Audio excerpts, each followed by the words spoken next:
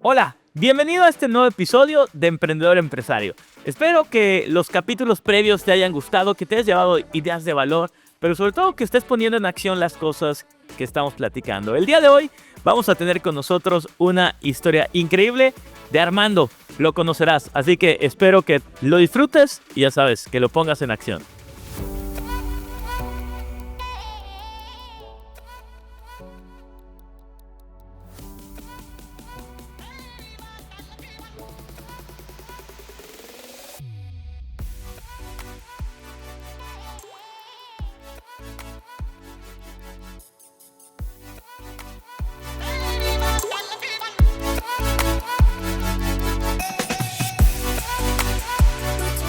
Ahora sí, bienvenido a este capítulo. El día de hoy tengo el gusto de presentar al ingeniero Armando Valencia, director general de Vivem. Armando, bienvenido. ¿Cómo estás? Muchísimas gracias, Luis. Súper contento de estar aquí contigo y agradeciéndote esta invitación para que me saques de mi zona de confort.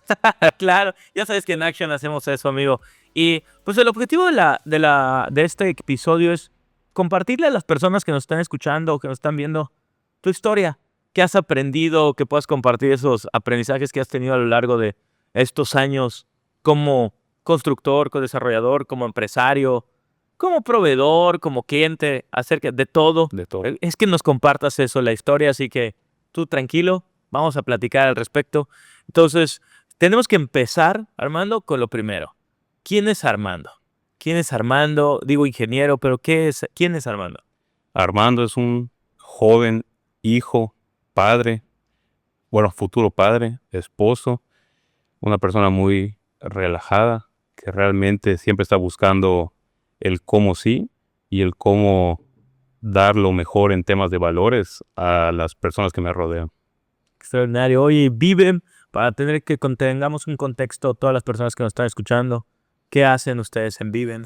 Pues mira, Vivem es una desarrolladora de vivienda, tanto horizontal como vertical. Somos desarrolladores y además construimos nuestros desarrollos.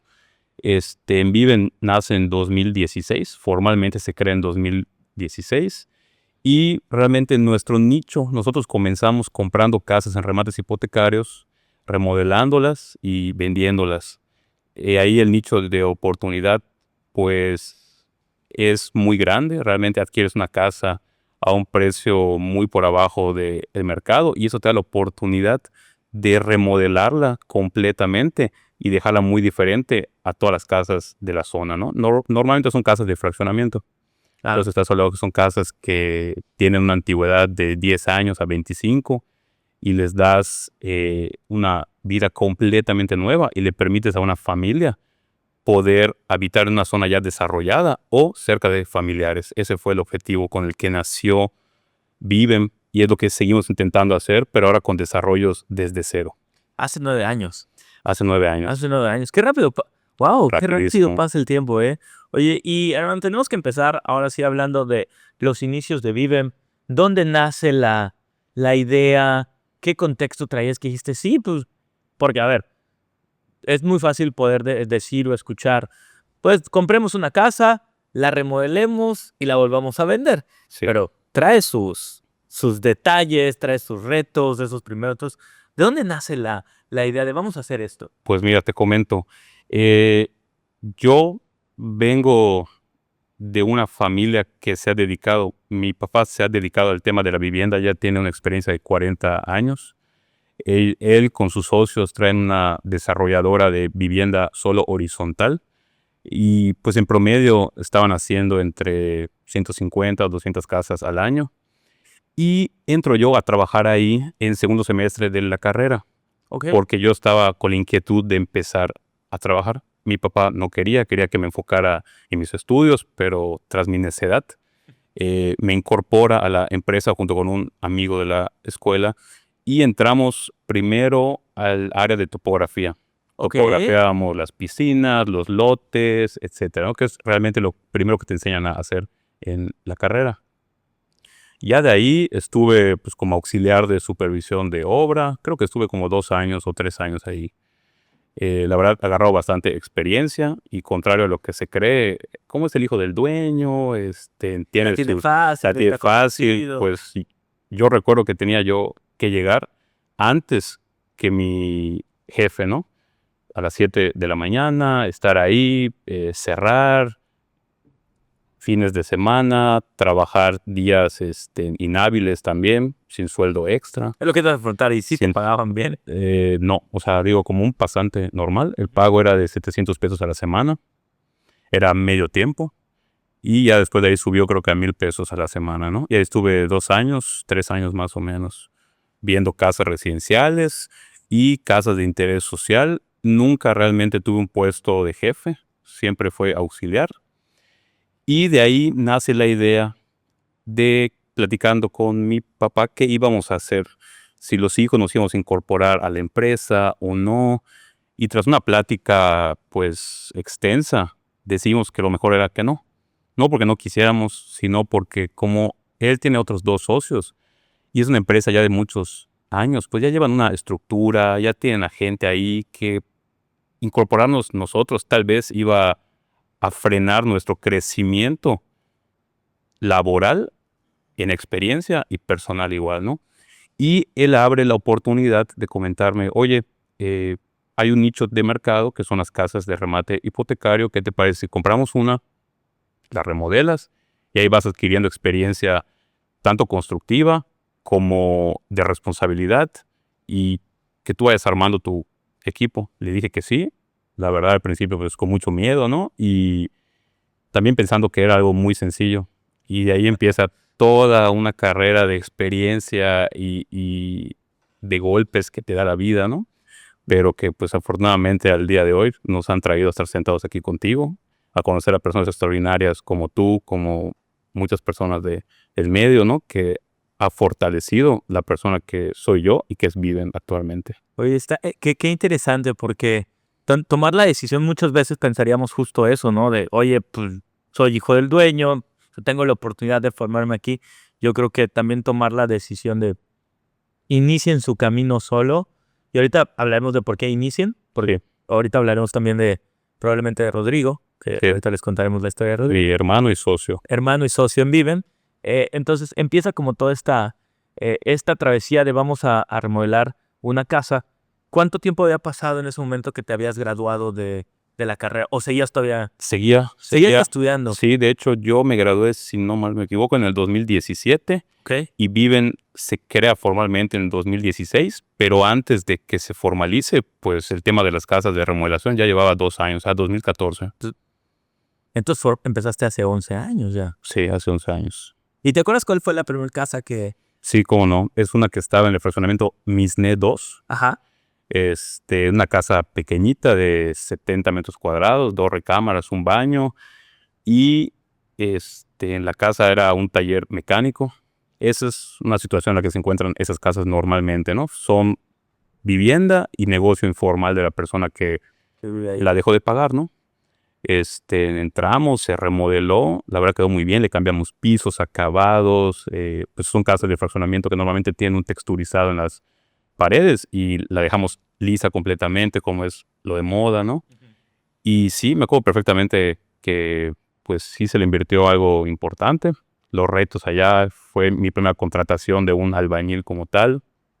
Y yo, durante esos 2 años que tuvimos las casas, yo era el que daba las vueltas en la camioneta a comprar el material, el que llevaba los gastos, el que decía qué hacer a los albañiles, el que buscaba proveedores, iba a las tiendas de materiales a comprar, etcétera, y además, pues estudiaba por las tardes, ¿no?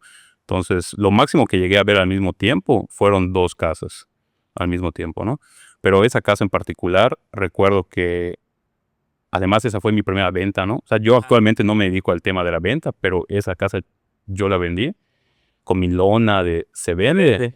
Y me acuerdo que estaba yo muy contento de haberla vendido a los clientes, que los invité a desayunar ahí cerca de todo y después me cancelaron la operación a las 2 semanas No me digas. por un tema que traían ahí el matrimonio, ¿no? Ajeno a Sí, sí, a la construcción. la construcción. Y después, o sea, qué interesante, ¿no? Porque me imagino, eh, es un negocio, como tú bien dices, se compra la propiedad muy abajo del precio de mercado.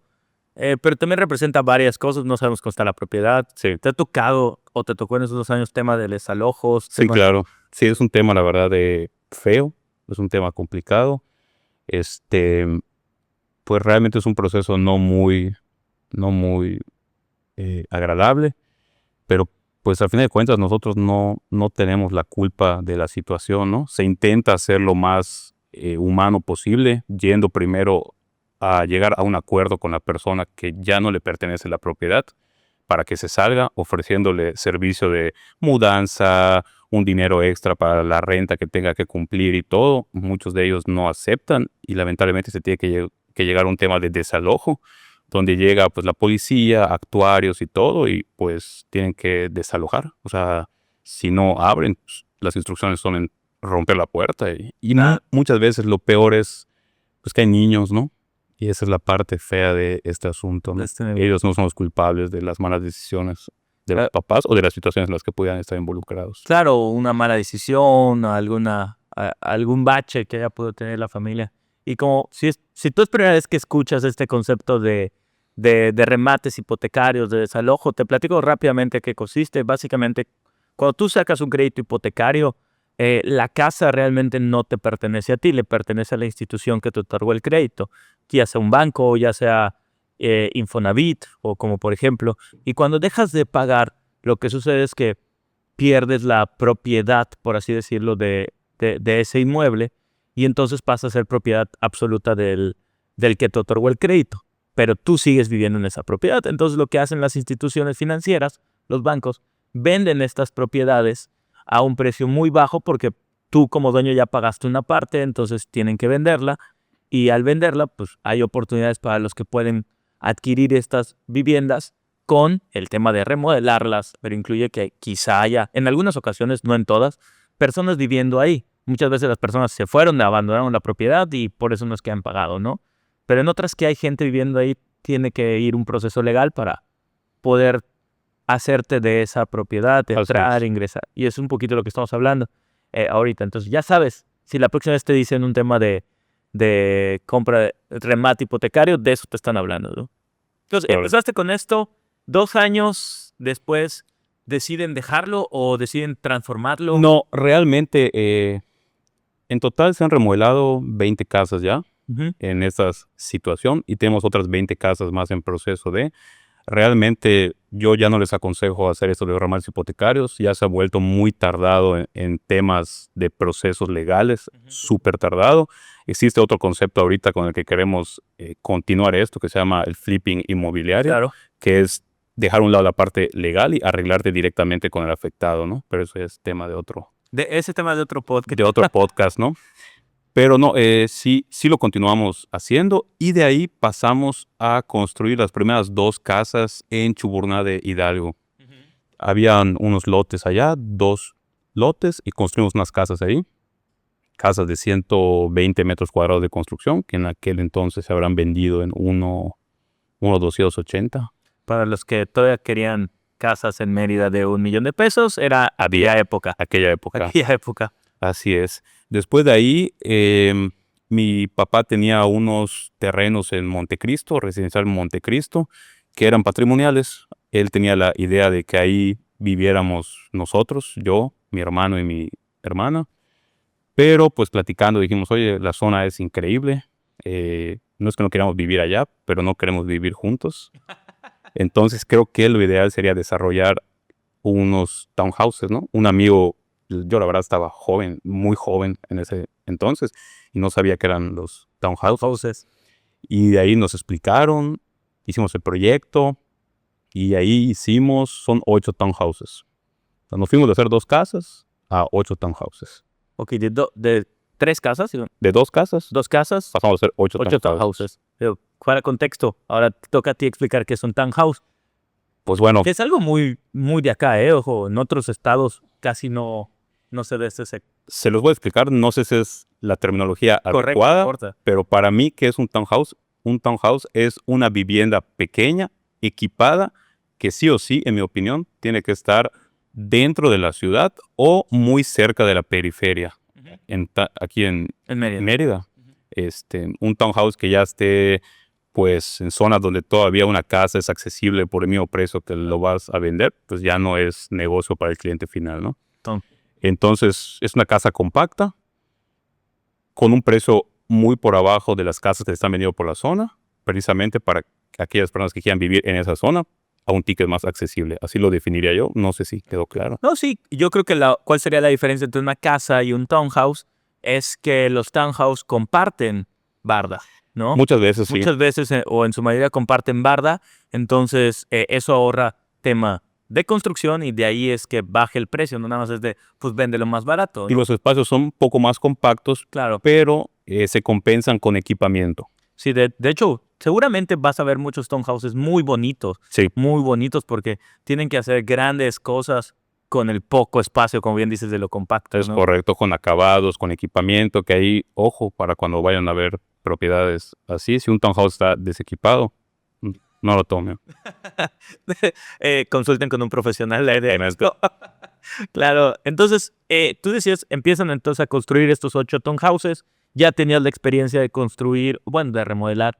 ¿Cómo fue esta experiencia de contratar gente? Porque yo creo que una de las partes más fuertes en el sector de la construcción como empresario es el manejo de gente. O sea, no conozco empresa constructora que no tenga retos con la gente. ¿Cómo? Pero estás chavo. O sea, Sí. tenías 20 años. 20 años. 20 años contratando 22. albañiles, proveedores. O sea, Sí. que es un sector bastante viciado, si así lo puedo decir, Sí, ¿no? así es. ¿Cómo fue tu experiencia ahí? Mira, con el tema de la proveeduría creo que no hubo tanto problema porque pues ya veníamos respaldados por los proveedores de mi papá, ¿no? Entonces esa ayuda y esa inercia de poder contactar con los mejores proveedores y tener una muy buena atención, pues te da una seguridad, ¿no?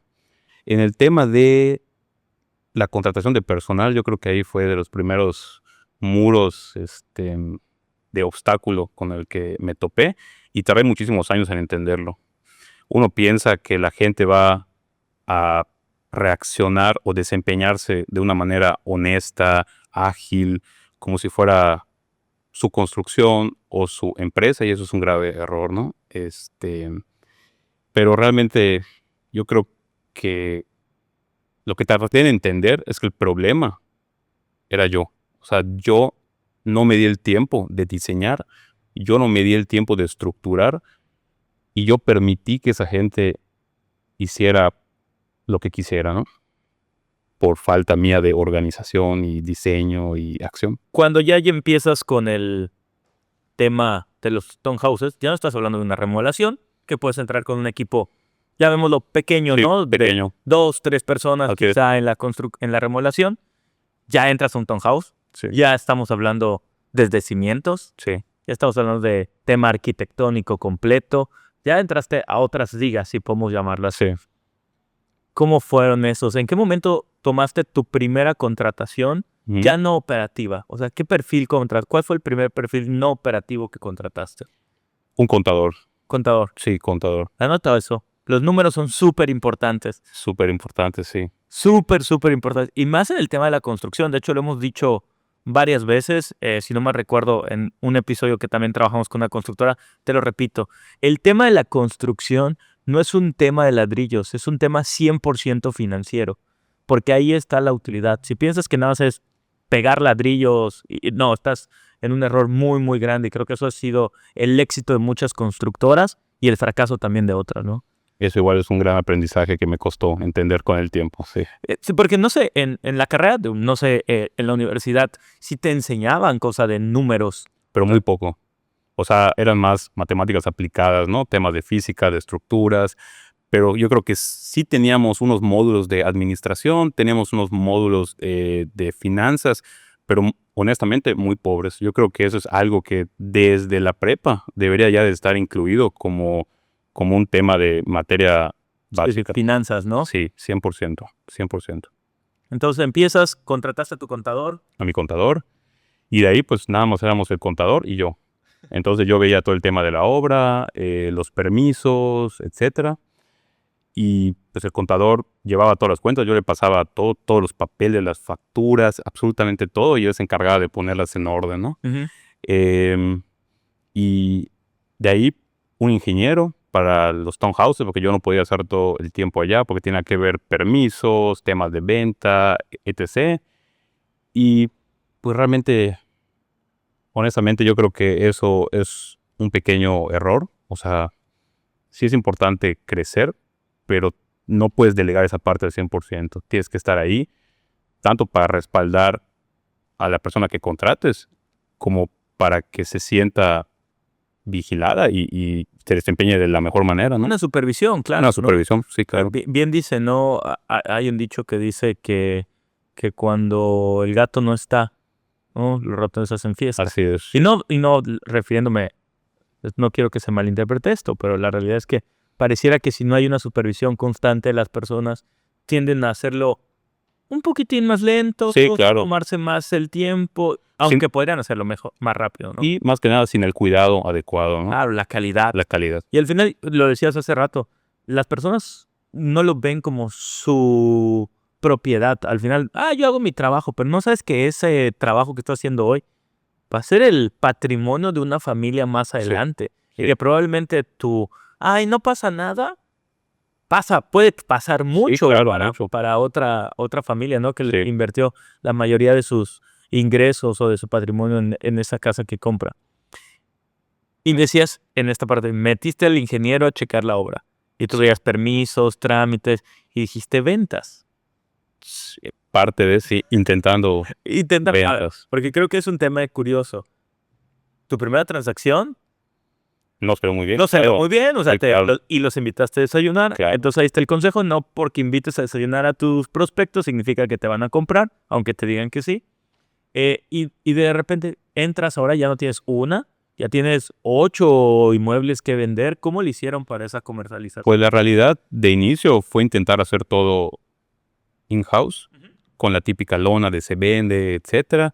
La zona, pues es muy buena zona, entonces había personas muy interesadas. Siempre me he topado con ciertos comentarios de gente externa, tanto del medio inmobiliario como de constructores. Siempre he tenido ese comentario que muchas veces ahora ya lo veo como un arma de crecimiento, en el que están muy caros, no se van a vender. Claro. Pero la verdad es que todo lo que hemos hecho se ha vendido. Y ahí empezamos a trabajar igual con inmobiliarias externas. Ahí fueron las primeras interacciones con inmobiliarias, ¿no? Con unos muy bien, con otros no tanto. La verdad es que yo creo que mientras más formal sea una empresa inmobiliaria, le da más seguridad tanto al cliente, o sea, comprador final, como a ti como desarrollador, ¿no? Porque hay bastantes informales. Sí, yo creo que lo decimos en broma aquí en Yucatán, ¿no? Pero cuando tiras una piedra, le cayó a un asesor inmobiliario. A un asesor inmobiliario.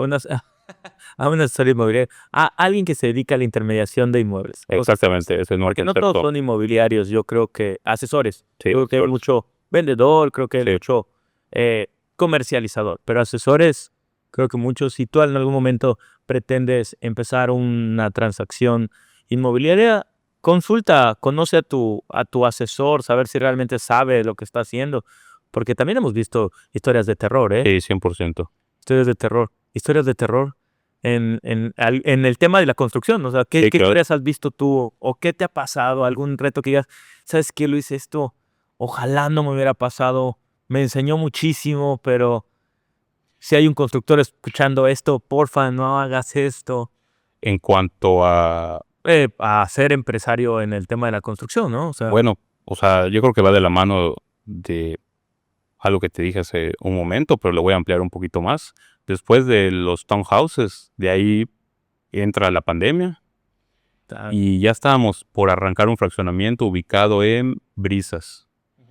Un polígono de 1.7 hectáreas donde desarrollamos 43 casas. O sea, nos fuimos de 8 a casas 43. a 43. Entonces, ese crecimiento fue desproporcional totalmente, se nos fue de las manos. Empecé a contratar gente solo por contratar y avanzaba la obra, pero no había un control de números muy certero, como que la prioridad era avanzar, apagar fuegos y entregar, ¿no? La realidad es que se contrató gente que, pues uno, otra vez, confías, etcétera, pero tú no les das los lineamientos, no les das las herramientas, no les das la supervisión adecuada, nos desajenamos mucho de eso, o sea, uno cree que todo va a salir perfecto y no sucede así, ¿no? Lo terminamos muy bien. De ahí pasamos a unos departamentos que se iniciaron casi en el mismo periodo de tiempo. Ahí sí pasaron un montón de contratistas, residentes, robos de material, sobreestimaciones. Y bueno, el aprendizaje Con el que te conocí, ¿verdad? es correcto, sí. Podemos decir nombres nada más para... Ahí nos conocimos y ahí fue cuando llegué prácticamente contigo. Ajá. Y empecé a conocer todo este tema de estructurar, diseñar, dar acción, sistemas, que no es fácil, definitivamente no es fácil. Al día de hoy seguimos haciendo esta parte de estructuración, pero sí te da las herramientas y la tranquilidad para poder ir asentando procesos e ir cerrando puntos de fuga, tanto monetarios como de calidad y de tiempo. Y el tiempo en la construcción es dinero. Sí. O sea, es clave. O sea, una semana de atraso es bastante. Sí, una locura. ¿Cuándo empezaron ese proyecto? ¿En el 2022? ¿Cuál? Ese. ¿El de las casas o el de los departamentos? 2022. 2022, ¿no? Lo terminamos en 2024. O sea, totalmente fuera de tiempos. Claro. Nos llevamos 10 meses más de lo que debimos. Es un montón. Sí, bastante. Y muchas constructoras han quebrado por ni siquiera 10. Sí. 5 meses. Sí. Por 5 meses desfasados. Conozco varias, lamentablemente, que la pandemia fue un tema complejo en la construcción también. Sobre todo si te apalancaste con créditos. 100% sí. Todo este tema es con créditos puente. Sí, claro. O sea, es un punto. O sea, si estás escuchando esto, no creas que Armando abre la cartera y dice, aquí está, compremos un terreno. No. Construyamos. No, todo es con créditos. Y al final, tener un apalancamiento financiero, uno, para todos es súper importante tener alguien, una institución, algún proveedor que te pueda dar dinero. Pero dos, eso implica mucha responsabilidad porque el tiempo es clave en las finanzas. Por eso les digo que en el tema de la construcción es un tema 100% financiero. Yo creo que me toca ver a muchos ingenieros. Yo sé que no es tu caso, espero. No, según yo no. Que para ellos es, y lo platicaba ayer, ingenieros, y sí, mi primera obra y mi primer meta es comprarme mi camionetota, Globo, grandota, para llegar y decir, ahí viene el ingeniero, ¿sabes? Sí. ¿Cómo has visto, no digo sin criticar a otras desarrolladoras o otras constructoras, cuál dirías tú que es la clave de tener una empresa constructora, desarrolladora sana? ¿Cuáles son esas, si lo puedes reducir en 3 aspectos principales? Tienes que estar en la empresa, metido directamente con la gente. 2, darte el tiempo de diseñar, o sea, hacer tus sistemas, probarlos, ajustar y estar supervisando constantemente. No puedes desajenarte y pensar que todo va a salir perfecto. Tienes que estar ahí. Y el cuarto, que no haya ese miedo de dejar pasar las cosas. Si ves que un colaborador está cometiendo un error, no es un regaño, es oye, esto no me gustó, coméntamelo. O sea, uno de los valores que hemos profesado mucho en la empresa es la honestidad. Prefiero que seas honesto conmigo, que algo no salió bien y que aprendamos de los errores, a tener que descubrirlo. O que me mientas y esto desencadene que no lo podamos atender a tiempo, ¿no? Entonces yo creo que esos 4 puntos son muy importantes. El involucramiento, el generar sistemas, el supervisar. Sí. Y el cuarto que fue... Pues el dejar al lado el miedo de, oye, no quiero corregir a esta persona porque la necesito, porque si no lo hace él, ¿quién lo va a realizar, no? Claro. Yo creo que de una manera muy honesta y profesional y respetuosa te puedes sentar y dar a entender tu punto de vista. Y si la otra persona lo entiende y lo aplica, es una persona que vale la pena que siga contigo, ¿no? Claro, que acepte la retroalimentación. Así Justo nosotros a eso le llamamos en Action, tener un fuerte liderazgo. Y no precisamente porque vayas a ser grosero, rudo, dominante, sino fuerte liderazgo es defender ciertos puntos que se tienen que hacer en la empresa y cómo se lo comparto al colaborador de una manera, ni siquiera voy a decir empática, sino asertiva. Oye, esto está mal, te invito a que hagas esto, no es nada contra ti, es contra una acción. Sí. Y si la otra persona sabe aceptar esto, Claro. bienvenido, ¿no? Y si no, pues por ahí es un... Al final de cuentas, al principio es incómodo, pero ya después yo creo que hasta los colaboradores lo aprecian porque les das la apertura de que puedan acercarse a ti sabiendo que no va a haber una consecuencia innecesaria. Quería hacer una pequeña pausa porque los empresarios están hablando de sus sesiones de coaching. Y sí, ellos tienen un programa de coaching empresarial en Action Coach. Si tú eres empresario y te gustaría saber más de lo que hacemos en Action y cómo ayudamos a los empresarios a ser más rentables y estructurar su empresa para que pueda trabajar sin ellos, síguenos y sigue disfrutando de Emprendedor Empresario. Claro que no lo vas a regañar, no los vas a descontar, Claro. o los vas a correr. Que muchas veces yo creo que ese es el miedo número uno Sí, del personal. Es que no les digo para que no me corra. sí. No, al contrario. Al contrario, Pero después 100%. es probablemente que te corra por no haberse 100%. dicho. Así es. Y como te decía, estamos hablando tema del personal, de lo complejo que es trabajar con personal operativo en obra. Sí. Yo en algún momento lo dije, creo que para mí uno de los aprendizajes más grandes que he tenido de liderazgo es que es muy diferente lo que en la escuela nos pueden enseñar acerca de liderazgo, lo que los libros nos enseñan de liderazgo. Yo decía, me acuerdo antes de venir aquí a Mérida, pues en Chiapas no tenía tanto acercamiento con la construcción. Llego y mi primero, no, es que hay que ser buenos líderes, hay que preocuparnos más, hablar con ellos corto, darle flexibilidad. Sí. Y me di cuenta que no. O sea, aquí en el tema de la construcción hay que ser firmes. No digo groseros, firmes. Oye, esto sí, esto no. Porque también tienden a desvirtuarse ciertas cosas en la obra. Y aquí es donde viene mi pregunta pidiéndote consejo a ti. ¿Cuáles dirías tú que son los consejos para contratar buena gente en el equipo, ¿no? O también se vale, ¿sabes qué, Luis? Yo no contrato gente, tengo a alguien que contrata, o ¿sabes qué, Luis? Yo subcontrato todo para evitarme problemas.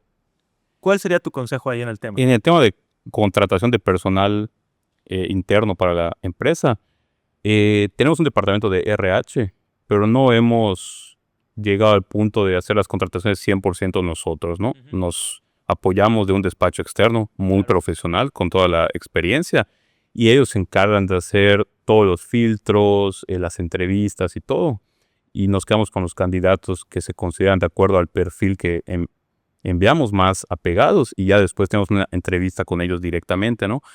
Pero, digo, no es una fórmula 100% segura. Me han rebotado colaboradores y tomé la decisión de contratar a uno de esos que estaba rebotado porque no pasó las pruebas psicométricas. Pero creo que es una muy buena decisión. Es una persona muy responsable, es una persona con mucho conocimiento.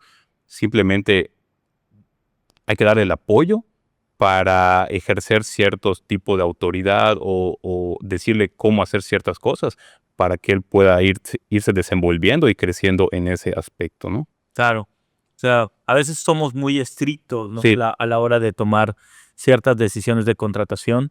Tienes toda la razón. Y también escucharlos, son personas. Exactamente, y la verdad es que eso de, oye, 3 meses a prueba o 6 meses a prueba, si desde el principio hubo algo que no te lateó, ¿para qué vas a seguir esperando? Mejor darle las gracias, que termine la relación laboral de la mejor manera como tenga que ser y pasa al siguiente, ¿no? Yo creo que no hay costo más alto que tener a un colaborador ineficiente o no alineado con tu empresa. Fíjate que Sale mucho más barato despedirlo bien, sí, darle las gracias. darle las gracias, a tenerlo ahí por miedo a que no voy a encontrar a otra persona. Fíjate que justo hace un par de días platicábamos con varios empresarios y discutíamos acerca de esto, ¿no? De la complejidad de ciertos sectores para la contratación de Sí. personas. Y llegamos a un consenso que es, no sé qué crean ustedes si acerca de las vibras, del feeling, de lo que tú quieras, pero el tema de la contratación como que sí, ¿sabes? Como si se siente ahí algo raro desde el inicio, va a haber algo raro. O sea, 100%. no es ciencia, como tú dices, pero sí siento que si tú como emprendedor, cuando estás en este proceso de contratación, sientes algo raro que sabes que no me está latiendo, escucha tu instinto. Yo creo que esa parte del emprendedor se va desarrollando, el Sí. instinto de, ay, aquí hay algo raro, aquí hay algo raro. Por eso muchas veces es importante escuchar también a las otras personas en la oficina, y ahí te va un consejo que nosotros aplicamos. Tenemos a una persona que nos ayuda a la limpieza de la oficina. Y justamente cuando estamos en proceso de entrevistas, Ujú. es la persona encargada de la recepción de esas personas. Ok. Es la que va, le abre la puerta, los invita a pasar a la sala de juntas, les ofrece algo de tomar. Y lo que no saben los entrevistados es que ella está en el comité de decisión ¿Qué? de la contratación, ¿sabes? Interesante. Porque para mí es muy importante el cómo tratas a todas las personas. 100%. Y si cómo conectaste con la persona de limpieza, a mí sí es algo súper importante. Edna, te mando saludos, Ednita. Entonces sí me dice, Luis, no me latió. O sea, hubo algo que no me latió, descartada. Oye, porque al final ella es la que ve todo. Yo creo Sí, que claro. es la única persona que conoce a todos los de la oficina, porque conoce todo lo que hacemos, lo que no hacemos, lo que dejamos, ¿sabes? Entonces, ese es un filtro, y ella no es que se tenga una licenciatura en recurso humano o administración del talento. Simplemente siente, ¿no? Siente Pero sí tiene algo muy importante. Ella conoce al prospecto sin máscaras, Claro, ¿no? Porque el prospecto no sabe que ella está en esa situación y que puede tomar esas decisiones y no tiene por qué impresionarla. Entonces, está conociendo a la persona auténtica que está intentando entrar a tu empresa. sí. Entonces está interesante. Ahí anótalo, ¿eh? Puede que te sirva para más tarde. Tiene un proceso de... ¿Cómo le llamamos? Es una prueba de actitud. Yo sé que es Ok. raro medir la actitud, ¿sabes? Pero sí tener ciertas pruebas de actitud. En algún momento, Kazuga, si no mal recuerdo, de Yakult, hacía este Ujú. ejercicio de te daba 500 pesos y podías irlo a ayudar a comprar un periódico, Ok. y si le dabas el cambio correcto. O sea, como ese tipo de pruebas de actitud muchas veces no las tomamos en cuenta a la hora de contratar a nuestra gente. Pero estoy seguro que el 90% de las dadas de gracias o de los despidos que tenemos que hacer en la empresa no es por falta de aptitudes, no es porque no sean buenos en el trabajo, por la actitud que se pusieron en un papel de no quiero hacer las cosas, lo hago a mi manera, Sí. lo haces así. Entonces, tengan ahí una clave de actitud a la hora de contratar a la gente que tienes en el negocio. Entonces, empiezas, contratas gente, va creciendo, vive de 8 townhouses, pasas a 43 casas, 43 casas, 43 casas, y ahí nos daban los departamentos, 12, 16, 13 departamentos. 13 departamentos. Es que el de... O sea, ahí tanta- bajamos el ritmo un poco porque hubo ese tema, ¿no? Donde tuvimos que frenar un poco las cosas, entrar nosotros a volver a estructurar por primera vez la empresa correctamente. De ahí pasamos a hacer 11 casas residenciales de 215 metros cuadrados En Montejo, sí. en Real Montejo. De ahí estamos cerrando ahorita una privada de 16 casas y estamos arrancando una privada de 36 townhouses. Y pronto nuestro primer desarrollo como desarrolladores, ya no vamos a entrar ahí como constructores, es un tema de verticalidad, son 54 departamentos en zona norte, pero estamos contratando a las mejores empresas en cada uno de los rubros que necesitamos, ¿no? A gente con un currículum muy amplio, mucha experiencia y sobre todo, pues con todos los candados que implica ser un desarrollador, ¿no? Tener a coordinadores muy capacitados, procesos de contratación, todo el tema legal súper estructurado. Entonces nos vamos a adentrar en ese tema de estar como desarrolladores 100%. Claro. Con contexto, hemos platicado mucho vertical, horizontal. Es muy sencillo esto, ¿eh? El desarrollo horizontal, como su nombre lo dice, es horizontal, o sea, es normalmente una planta, ¿no? Sí. Dos plantas, o sea, horizontal, una tras otra al lado. Y cuando hablamos de verticales, hablamos de edificios. O sea, ya va hacia arriba, ¿no? Es la única diferencia. Y créanme, aunque dirías, construir un edificio es fácil. No, yo creo que es mucho más complicado. Sí, claro. es más difícil. Tú cuando comienzas eso tienes que terminarlo sí o sí. En cambio, cuando haces un fraccionamiento o algo horizontal, si el producto no se mueve o pasa cualquier cosa, tú puedes detener la producción de la casa, terminar las unidades que tienes que entregar y comprometidas y listo, puedes parar. Claro, en el vertical, El ¿no? vertical no, Tienes que terminar. vas a todo. No, pero va a salir muy bien. Es un gran proyecto. Es un gran proyecto, ya Es tomó como- muchos años de planeación precisamente por ese tema, pero es un súper proyecto. Oye, y ahora, ¿cuál dirías tú que ha sido de los retos más grandes o los retos más grandes que han vivido ustedes en Viven? Digo, quitando aparte pandemia que desaceleró muchas cosas, ¿cuáles son los retos que tú como director general de una desarrolladora / constructora has vivido? El aprendizaje, yo creo, la parte de maduración como persona y de crecimiento, porque bueno, tú sabes, eres joven y crees que lo sabes todo, y ese choque de realidad en el que tienes que aceptar y empezar a agarrar los consejos reales, implementarlos, y dar lo mejor de ti. Yo creo que ese ha sido un gran reto que me ha permitido a mí, en lo personal, crecer a la par de Vivem. Oigan, y fíjate, justo qué importante es el tema y perdón para todos los chavos que estén escuchando esto, creemos que lo sabemos todo cuando salimos de la No. carrera, O sea, No sabemos nada, no sabemos nada, nada. nada. Y yo veo a los chavos con un chorro de hambre, de quieren comerse el mundo, y me encanta toda esa actitud que tienen.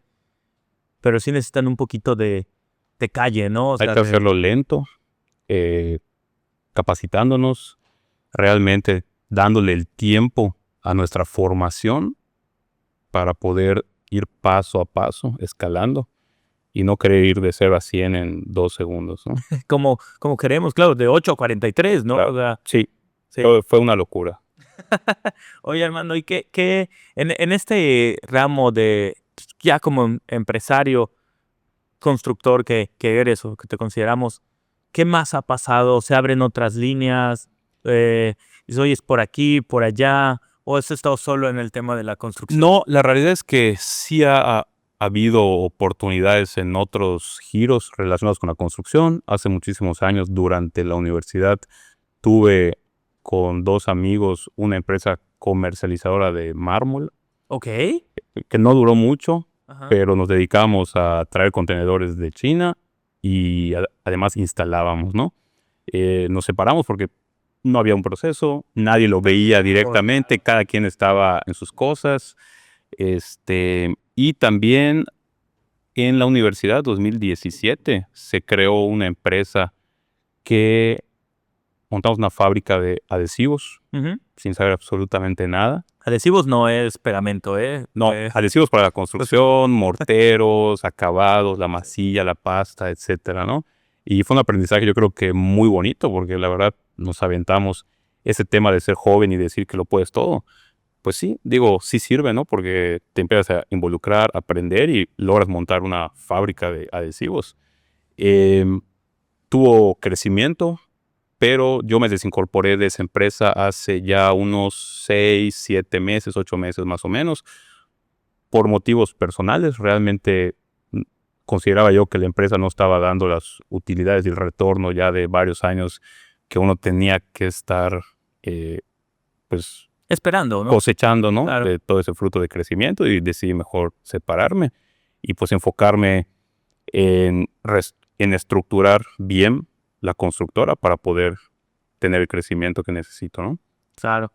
Y pues por ejemplo, ahorita nos vamos a meter a construir nuestra primera plaza comercial, que es un tema patrimonial, en donde están las 43 casas, dejamos un polígono comercial, y me metí ahorita igual al giro médico, Claro. de salud, perdón. Sí, de salud. De salud, sí, asociándome con un amigo que está en el giro de salud, y vamos a empezar a abrir unas franquicias de farmacias. Ya está. Sí. Y fíjense qué interesante porque cuando tú... Fíjate lo interesante de esto.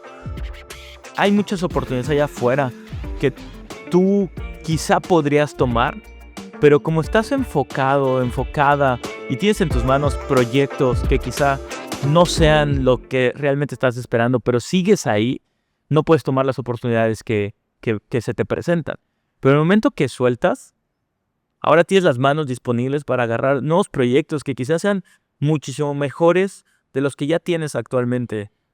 Pero también como emprendedores Sí, No, el tema emocional claro. hay que dejarlo ir, eso es un gran consejo. Yo creo que el mexicano tiende a eh, ser muy emocional con las empresas que crea o los proyectos que inicia, ¿no? Y yo creo que un aprendizaje muy importante con la fábrica de adhesivos es mi bebé, yo lo crecí, yo lo formé, pero no me está dando lo que necesito. Tengo que dejarlo ir y aprovechar otras oportunidades que estoy dejando pasar efectivamente por estar pensando en que esto en algún punto va a ser lo que, lo que debería, ¿no? Claro. Y separar esa parte emocional e irte a los números, que los números son muy importantes. Claro, y los números, lo vas a escuchar mucho en este podcast, pero los números no mienten, dicen siempre la verdad. Eso sí, no siempre estamos preparados para saber la verdad de nuestro negocio. Sí.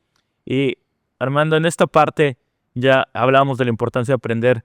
¿Qué consejos? Digo, al final este podcast está destinado a dar consejos a todas las personas que nos escuchan.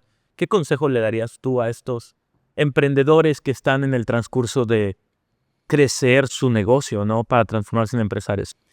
Que se capaciten, que nunca subestimen un gasto, o sea, que no es un gasto, es una inversión que estás haciendo en ti, en apoyarte de expertos, tanto en el tema de estructuración empresarial como lo hacemos contigo, como en el tema igual que muchas veces damos por sentado que una sociedad o sea, una empresa, una razón social, ya en el acta constitutiva está todo lo que tienes que saber. Hay ahí algo que nos ha ayudado a nosotros muchísimo, que son los acuerdos de socios. Y eso, la verdad, lo hemos implementado en cada una de las 9 empresas que estamos formando. Y es una maravilla. O sea, te da un panorama muy amplio. Acepta los consejos que te den,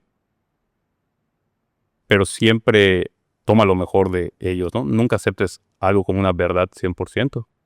Agárralo y adáptalo a tu visión, a tu enfoque y a tu manera de hacer negocio, ¿no? Me encanta. Si quieres conocer más acerca de lo que dice Armando de Acuerdo de Socios, vete hacia abajo, busca el capítulo que hicimos con André Durán de Andum Consultores. Ahí seguramente André te estará platicando más de Acuerdo de Socios. Gobierno corporativo súper importante en los negocios.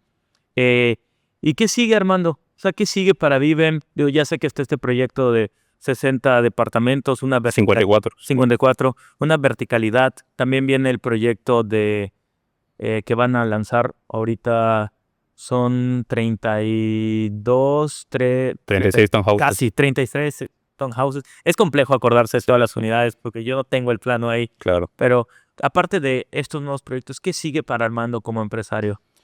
Pues yo creo que un tema de aprendizaje constante, más capacitación, más enfoque y lograr llevar a mi empresa, a la empresa que tengo con mis socios, a un punto en el que podamos tener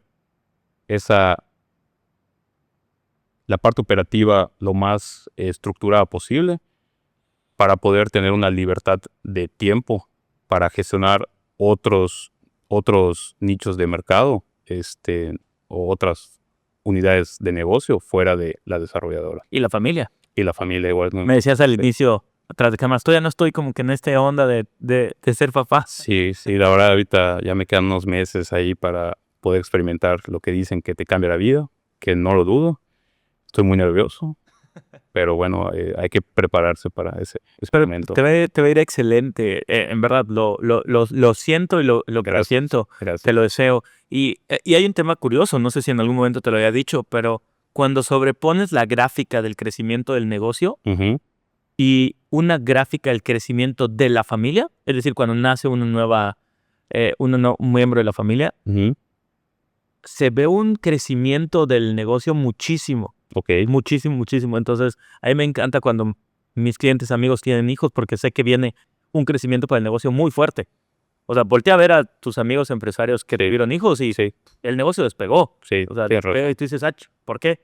Eso se llama presión positiva. Presión positiva. La presión positiva es esa, ¿no? El que ahora tienes a alguien que cuidar antes como, pues, uno como quiera, ¿no? Claro. Sale, pero ahora que ya tienes responsabilidades para toda la vida. Exactamente. Sí. Y ahí va. Entonces, Armando, para ir cerrando justamente nuestro episodio, sabes que me considero un coleccionista de frases. Has estado en nuestros eventos donde pido frases siempre, pido aprendizajes. Entonces ahí, alguna frase, algún consejo que alguien te haya dado que marcó a quién es el Armando de hoy, que tienes ahí como de, Luis, para mí ha sido de los más importantes en la vida, que quieras compartirnos.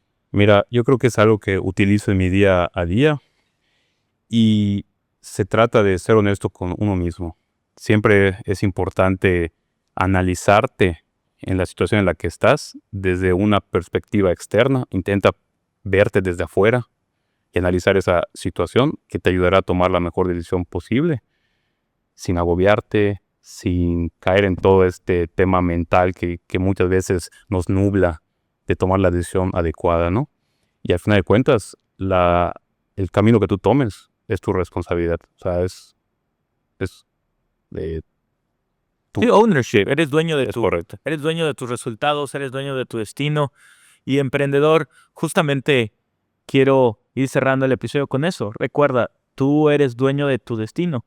Tú eres dueño de los resultados. No hay nadie más responsable de donde estés tú hoy que tú. Tus decisiones, las decisiones que tomaste, las decisiones que no tomaste han marcado y te han llevado a donde estás tú el día de hoy. Así que si hay algo que no te gusta de donde estás tú, de ti también depende cambiarlo. Armando, muchísimas gracias. Un gusto, muchísimas gracias a ti. Mil gracias por compartirnos un poquito de la historia de Vivem. Te deseamos muchísimo éxito en los próximos proyectos. Gracias. Desarrolla mucho. Guárdame uno de sus departamentos. Lo que quieras. ¿Sale? Mil gracias. Y como sabes, cada episodio se trata de compartirte estas historias, estos tips que nos comparten los empresarios que vienen aquí para ayudarte a ti en este camino de emprendedor empresario. Pero lo importante no es la historia, sino que lo pongas en acción. Nos vemos en el próximo episodio.